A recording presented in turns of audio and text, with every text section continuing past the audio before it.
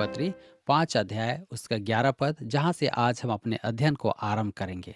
इसलिए प्रभु का भय मानकर हम लोगों को समझाते हैं, परंतु परमेश्वर पर हमारा हाल प्रकट है और मेरी आशा यह है कि तुम्हारे विवेक पर भी प्रकट हुआ होगा।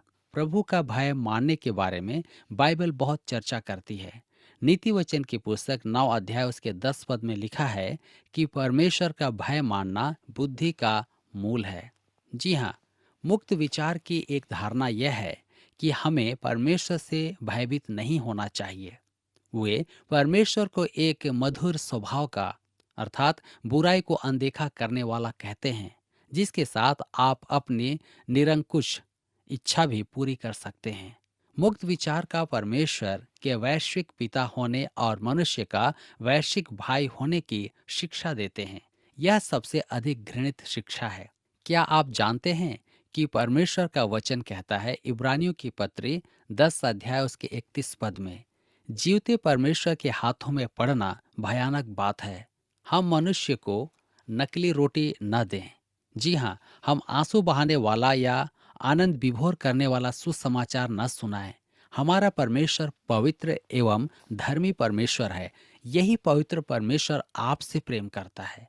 यही है वह पवित्र परमेश्वर जो आपका उद्धार करना चाहता है। परंतु मेरे मित्रों, यदि आप परमेश्वर की इच्छा के अनुसार उसके पास नहीं आते, तो न्याय के लिए तो आपको उसके पास आना ही होगा। इसलिए प्रभु का भय मानकर हम लोगों को समझाते हैं। जी हाँ, ध्यान दीजिए, अनेक मंच आज नरक के संदेश से वंचित हैं। दंड और न्याय पर भी बहुत कम संदेश दिया जाता है। इसका परिणाम यह है कि परमेश्वर का न्याय आज भुलाया जा चुका है।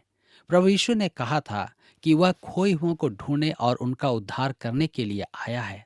मेरे मित्रों, जीवते परमेश्वर के हाथों में पड़ना भयानक बात है। हमें परमेश्वर के दंड से डरना आवश्यक है। हमें स्मरण रखना है कि हमें उसे लेखा देना होगा। चाहे आप कोई भी क्यों ना हो, लेखा देना होगा। दूसरे कुरिन्थियों की पत्री 5 अध्याय के 12 पद में लिखा हुआ है, हम फिर भी अपनी बड़ाई तुम्हारे सामने नहीं करते, वरन हम अपने विषय में तुम्हें घमंड करने का अवसर देते हैं कि तुम उन्हें उत्तर दे सको, जो मन पर नहीं वरन दिखावटी बातों पर घमंड करते हैं। दूसरे शब्दों में, यदि आप परमेश्वर की पूर्ण इच्छा का प्रकाशन करते हैं तो प्रेम पूर्वक करें। गर्जन और बिजली की चमक सा वातावरण न बनाएं। हमें यह समझना और स्पष्ट करना है कि मनुष्य भटक चुका है। यदि हम कहें कि हम अपनी प्रशंसा नहीं करते, अर्थात ख्याति नहीं चाहते, मैं आज की मीठी मीठी बातों से बहुत डरता हूँ। आज मनोविज्ञान का बोलबाला है, कैसे एक स्वीकार्य व्यक्ति बने। जी हाँ, क्या मैं कह सकता हूँ कि मसीह से रहित आपको मनोविज्ञान की आवश्यकता नहीं? आप नरक जाने वाले पापी हैं। जब पाप के मार्ग पर हैं, आपको यदि कोई आवश्यकता है तो वह मसीह है। मैं आपको एक कहानी बताना चाहता हूँ। एक बार एक ड्राइवर बस लेकर के जा रहा था और उसमें एक शराबी बैठ गया और उसके बगल में एक प्रचारक महोदय बैठ गए और बार बार वह कुछ कुछ बड़बड़ा रहा था जिसने शराब पी रखी थी। तब उस प्रचारक साहब ने कहा, भाई साहब, आप जानते हैं आप कहाँ जा रहे हैं? उसने कहा कि आप नरक जा रहे हैं। तो शराबी ने तुरंत ड्राइवर से कहा, भाई साहब आप गाड़ी रोकिए, मैं गलत रास्ते पर जा रहा हूँ। और वह उतर गया। मेरे मित्रों, यहाँ पर आप ध्यान दीजिए कि वह तो उतर गया, परंतु जो बैठे थे उनके हिसाब से कि वे सब नरक जा रहे थे। मित्रों, मेरी बातें मुझे आप में प्रिय नहीं बनाएगी, परंतु यह परमेश्वर का वचन है। हम स्वयं को आपको नहीं सौंपते हैं। हम नहीं चाहते कि आप हम में गौरव करें। हमारे लिए महत्वपूर्ण बात है कि परमेश्वर की भली और भावती इच्छा प्रकट करें। वचन के प्रचार के पीछे हमारी प्रेरणा उसका न्याय है। यही एक बात है जो कलीसिया के सोए हुए और सदस्यों को जगाएगी। एक प्रचारक जो बाहर जाकर परमेश्वर के वचनों का उल्लेख करते हैं, परंतु आवश्यकता हमारे देश में भी है, हमारे लोगों के लिए भी है। दूसरे कुरिन्थियों की पत्री 5 अध्याय के 13 पद में लिखा है, यदि हम वे शुद्ध हैं तो परमेश्वर के लिए, और यदि चैतन्य हैं तो तुम्हारे लिए हैं। पौलुस कहता है कि लोग सोचेंगे वह पागल है। कोई बात नहीं, वह परमेश्वर के लिए ऐसा कर रहा है। यदि कोई सोचे कि उसका मानसिक संतुलन ठीक है, तो वह उनके लिए हित के लिए ही होगा। जी हाँ। तीसरी बात जो हम यहाँ पर देखते हैं, मसीह का प्रेम हमें बाध्य करता है। दूसरा कुरिन्थियों की पत्री 5 अध्याय उसके 14 और 15 पद में लिखा है, क्योंकि मसीह का प्रेम हमें विवश कर देता है, इसलिए कि हम यह समझते हैं कि जब एक सब के लिए मरा तो सब मर गए, और वह इस निमित्त सबके लिए मरा कि जो जीवित हैं वे आगे को अपने लिए न जिएं, परंतु उसके लिए जो उनके लिए मरा और फिर जी उठा। हमें विवश करता है। यह एक ऐसी उक्ति है जिसे प्रायः गलत समझा गया है कि मसीह का प्रेम हम पर रोक लगाता है। पौलुस के कहने का अर्थ यह नहीं है। वह कहता है कि मसीह का प्रेम हमें बाध्य करता है कि बाहर जाएं। मसीह का प्रेम हमें प्रेरित करता है। मसीह का प्रेम हमें परमेश्वर के वचन का प्रचार करने के लिए प्रेरित करता है। मसीह का प्रेम हमें विवश करता है कि उस प्रेम को हम दूसरों के साथ में बांटे, इसलिए कि हम यह समझते हैं कि जब एक सब के लिए मरा तो सब मर गए। यही था जिसके कारण पौलुस पृथ्वी की छोर तक सुसमाचार सुनाने के लिए निकल पड़ा। इसलिए कि हम यह समझते हैं कि जब एक सब के लिए मरा तो सब मर गए। मनुष्य मृत्यु दंड के अधीन है। अदन की वाटिका में आदम पुरानी सृष्टि का सिर था। पुरानी सृष्टि आदम में न्याय के अधीन थी। परमेश्वर ने उससे कहा था, उत्पत्ति की पुस्तक 2 अध्याय उसके 16 और 17 पद में, तू वाटिका के सब वृक्षों का फल बिना खटके खा सकता है, पर भले या बुरे के ज्ञान का जो वृक्ष है उसका फल तू कभी न खाना, क्योंकि जिस दिन तू उसका फल खाएगा उसी दिन अवश्य मर जाएगा। परंतु आदम ने आज्ञा नहीं मानी। आदम ने जानबूझकर परमेश्वर की आज्ञा तोड़ी।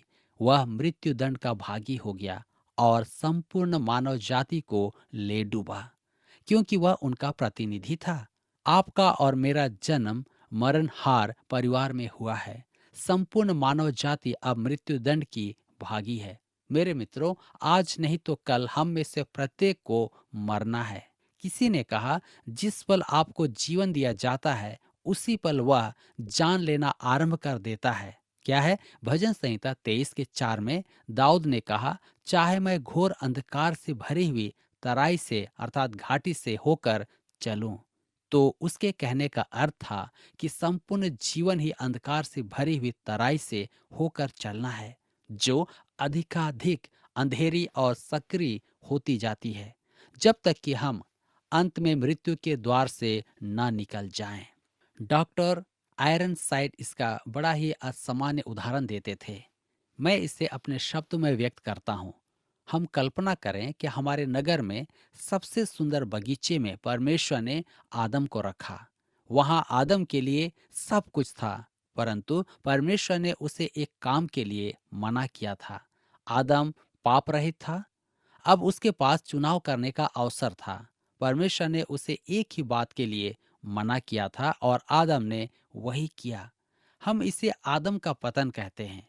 वह पहाड़ पर से लुढ़कता हुआ आया और घाटी में गिर गया, जहां आज हम हैं। अब उस घाटी में उसने संतानोत्पत्ति की। वे अब वहां नहीं है जहां आदम पाप से पूर्ण था।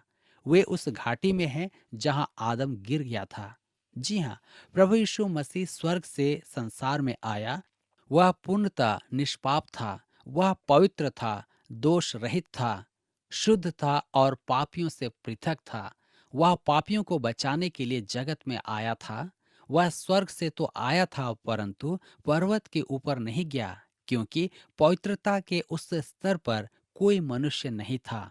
सब के सब घाटी में थे। सब पाप और अपराध में मरे हुए थे। तो उसने क्या किया? वह घाटी में आया, मृत्यु के स्थान में आया।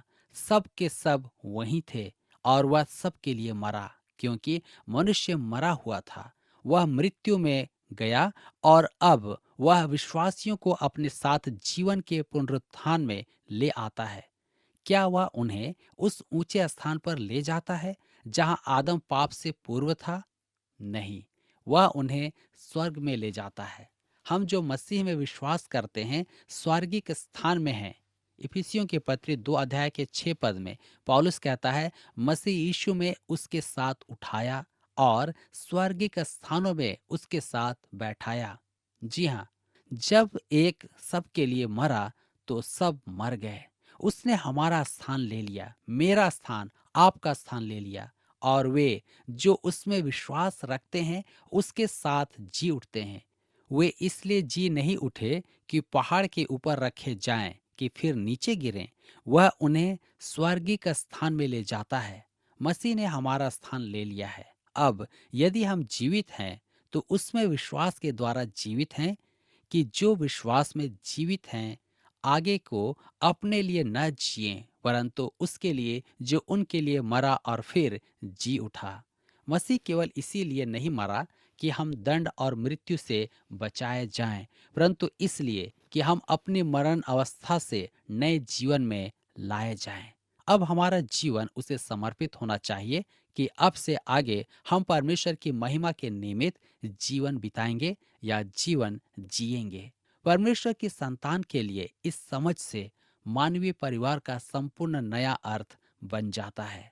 हम दूसरे कुरिन्थियों की पत्री 5 अध्याय के 16 पद में पढ़ते हैं, अतः अब से हम किसी को शरीर के अनुसार न समझेंगे। यद्यपि हमने मसीह को भी शरीर के अनुसार जाना था, तो भी अब से उसको ऐसा नहीं जानेंगे। ध्यान दीजिए, हम शरीर के अनुसार मनुष्यों को नहीं जानते हैं। अब हम मनुष्यों को अलग दृष्टि से देखते हैं, पहले जैसी सांसारिक दृष्टि से नहीं। संसार में केवल खोए हुए मनुष्य हैं। मैं एक अति बुद्धिमान प्रोफेसर को जानता हूं जो खोया हुआ है, क्योंकि वह मसीह को नहीं जानता है। मैं एक कमजोर मनुष्य को जानता हूं जो खोया हुआ है, क्योंकि वह मसीह को नहीं जानता है।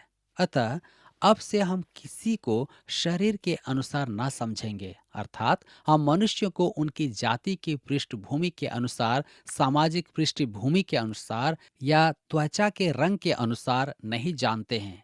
जी हाँ, हम जानते हैं कि पुराने स्वभाव के कारण वे सब पाप में खोए हुए हैं, परंतु मसीह सब के लिए मरा है, उनके लिए, मेरे लिए, सारे मानव जाति के लिए। मसीह एक बुद्धिजीवी के लिए या कमजोर वर्ग के लिए या शिक्षित लोगों के लिए या धनवान लोगों के लिए या गरीबों के लिए नहीं, वह सब के लिए मरा है, आपके लिए और मेरे लिए भी। याकूब अपनी पत्री के 2 अध्याय में कहता है कि धनवान मनुष्य को जो अंगूठी पहने बहुमूल्य वस्त्रों में आता है, उसे सम्मान का स्थान देना और एक गरीब को कहना कि उसके पांव के पास बैठ जा, उचित नहीं है। यह क्यों उचित नहीं है? क्योंकि परमेश्वर की संतान होने के कारण हमें मानव जाति को पापी के रूप में देखना है, जिनके लिए मसीह यीशु मरा। यहाँ तक कि यहूदियों और अन्य जातियों का अंतर भी अब नहीं रहा।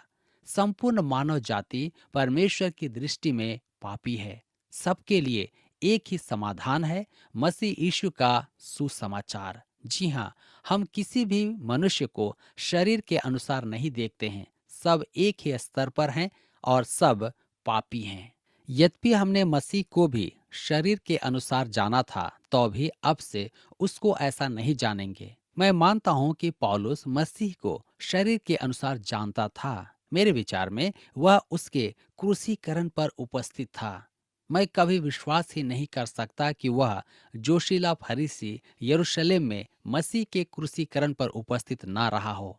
2000 वर्ष पूर्व यीशु इस पृथ्वी पर चलता था। उसका जन्म बैतलहम में हुआ और वह नासरत में बड़ा हुआ तथा गलील में घूमता फिरता था। उसने गलील के काना में अपनी सेवा आरंभ की और अंत में यरूशलेम को गया, जहां क्रूस पर मर गया और नगर के बाहर यूसुफ की कब्र में दफन किया गया। तीसरे दिन मृतकों में से जी उठा और अपनों को दर्शन दिया। इसके पश्चात स्वर्ग में चला गया। अब हम उसे गलील के पुरुष के रूप में नहीं जानते हैं। आज गलील का पुरुष वह नहीं है।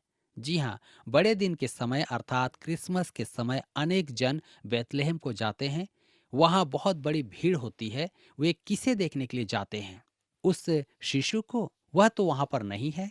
ईस्टर के समय में प्रभु यीशु के जी उठने के समय में लोग यरूशलेम में बहुत भीड़ लगाते हैं, परंतु हमारा प्रभु तो जी उठा है। वह वहां नहीं है, उस कब्र में नहीं है। अतः आज हम उसे शरीर के रूप में नहीं जानते हैं। इस पल वह परमेश्वर के दाहिने हाथ में है। वह महिमामय मसीह है। यद्यपि हमने मसीह को शरीर के अनुसार जाना है, परंतु अब हम उसे वैसा नहीं जानते हैं।